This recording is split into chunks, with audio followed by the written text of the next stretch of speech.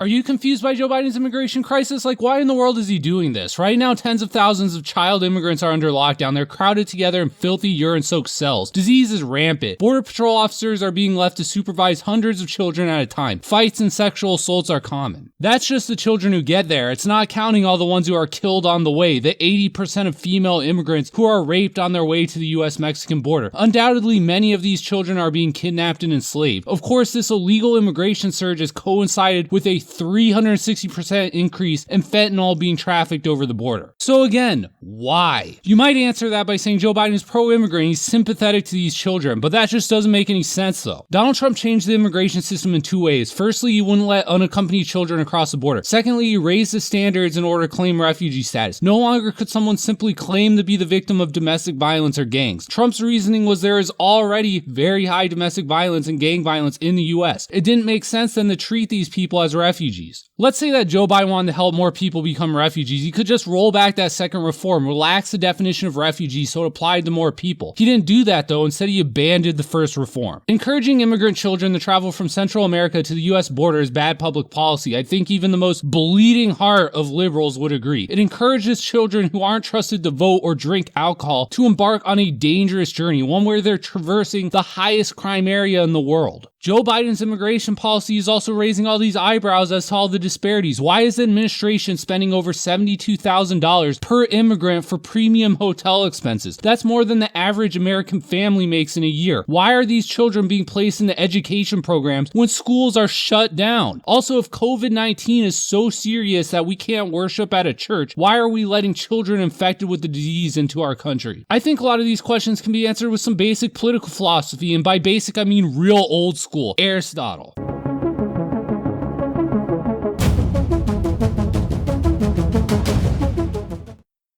According to Aristotle, the most important distinction between governments is who do they rule for? Do the people in charge rule for the good of the nation, or do they rule in their own selfish interest? Our country is one where many people share power. Depending on how one answers the question, such a country can take two forms. If the group of people who rules for the nation, they're aristocrats ruling over a republic. If they rule in their own selfish interests, they're plutocrats ruling over an oligarchy. America's managerial state purports to be neither of these things. We're not an aristocracy. At the same time, we're not a plutocracy. Instead, we're told we live in a meritocracy. People who govern or wield power and influence over others earn that ability through merit. In America, we ruthlessly grade and evaluate people from the point where they're young children. To advance anywhere in our society requires scoring well on pseudo IQ tests. As Patrick Deneen would say, no human civilization has better perfected the art of sorting the losers from the winners than the USA. The concept of meritocracy is a recent idea in America. When we were a colony, we had a formal aristocracy. So what exactly is an aristocracy? Aristocracy is derived from the Greek word aristoi. To be aristoi means to be the best, exemplifying human virtues. It is also related to the word arete, which means excellence. At least in theory, an aristocracy should be a society managed by the most virtuous of people. This is the only condition that leads to a true republic. Otherwise, the system degenerates into a corrupt plutocracy. Colonial America's formal aristocracy in practice didn't always live up to this standard. One's status in the aristocracy was often related to one's title of nobility. So if you had a title such as baron or duke, it put you above a regular person. This proved to be problematic though because these titles were rarely earned, instead they were typically inherited. There was therefore little reason to believe these nobles to be the best or the most virtuous of people. The founding fathers therefore rejected this type of aristocracy through titles of nobility. It conflicted with their Enlightenment views. After independence, the founding fathers created a new type of aristocracy in America. To join America's new aristocracy, one would need to obtain a degree from a liberal arts college. What does liberal arts mean? Well, be a liberal is to be a free citizen of a liberal society like the US. And art is a type of technique. So the liberal arts taught people the technique of being a free man in a liberal society. These liberal arts colleges had curriculums that emphasized philosophy and the so-called great books. Students would read things like ancient Greek philosophy, Greek and Roman mythology, the Bible, medieval philosophy, and liberal philosophy. All of these things would have been heavily influenced by concepts such as virtue ethics and Aristotle.